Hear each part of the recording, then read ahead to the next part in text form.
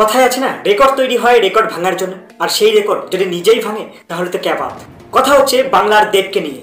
হ্যাঁ, তিনি ছাড়া কেই বা করতে পারেন এই অসাধ্য সাধন। 2007 থেকে 2011 পর্যন্ত এই 4 বছরে পরপর 11টা হিট দিয়েছেন তিনি। একটা আনকোড়া ছেলে পেয়েছিল সুপারস্টারের তকমা, আর তার ছবিতেই বাংলার দর্শক পেয়েছিল নতুনত্বের ছোঁয়া, আর সেই আইকনিক এন্ট্রি যা গোটা বাংলাকে কাঁপিয়ে দিয়েছিল।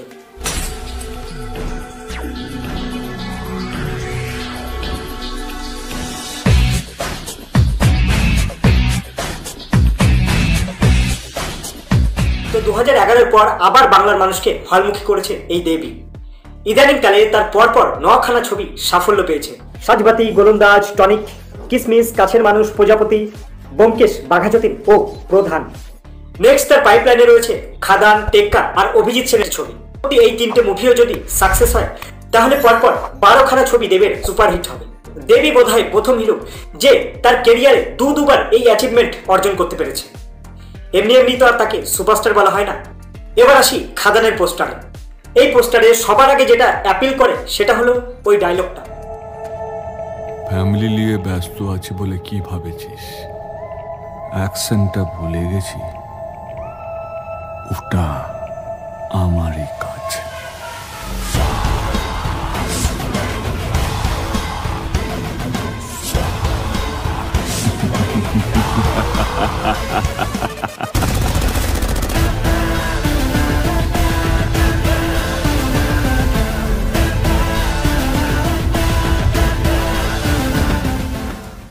কেন বলছি? এর কারণ মনে আছে, জওয়ান রিলিজ করার আগে একটা ডায়লগ খুব হিট করেছিল যে বেটে কো হাত লাগানো সে পহলে বাপ সে বাত কর।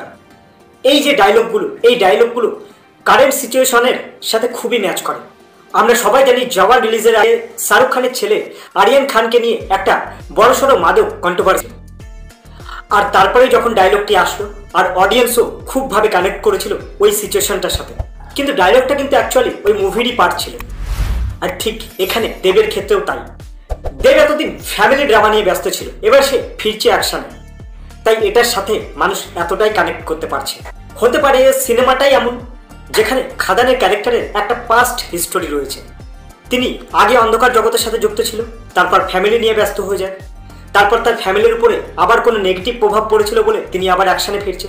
সেই জন্যই হয়তো এই ডায়লগটা। দেবের শেষ কমার্শিয়াল ছবি যদি ধরা হয় তাহলে কিডন্যাপই লাস্ট, আর সেই ছবিটাও খুব একটা ব্যবসা সফল হয়নি। তাই খাদান নিয়ে মানুষের উত্তেজনা চরম তুঙ্গে। আর ছবিটি যেহেতু দেব এন্টারটেনমেন্ট ভেঞ্চার আর সুরিন্দর ফিল্মস প্রযোজনা করছে, তাই ছবিটিও তৈরি হবে সেই বড় স্কেলে, এটা আশা করা যায়। এই ছবিতে নায়িকা হিসাবে প্রথমবার দেবের বিপরীতে আমরা দেখতে পাবো ইধিকা পালকে। এছাড়া এই ছবিটি একজন নতুন ডিরেক্টর সুজিত রিনো বলে একজন ডিরেক্টর ডিরেক্ট করছেন।